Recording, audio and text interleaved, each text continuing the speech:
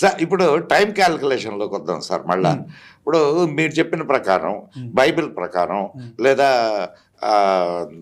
దీని ప్రకారం 6000 సంవత్సరాలు. సో దీన్ని సైన్స్ ఎట్లాగో ఒప్పుకోదు, రైట్? అట్లా పక్కన పెడితే ఇంకొక చిన్న దీంట్లో నుంచే ఇప్పుడు క్రియేషను స్టార్టింగ్లోనేనా యాడమ్ అండ్ ఈవ్ని సృష్టించింది? అవును అవును సార్ ఆ కథ నాకు కొంచెం చెప్పండి నాకు. యా, సో ఇక్కడ క్రియేషన్ కథ ఎట్లా ఉంటుందంటే, ఫస్ట్ దేవుడు ఉంటాడు, ఆ తర్వాత భూమి ఆకాశాలు సృజించారు, ఇలాని చాలా అవును అవును.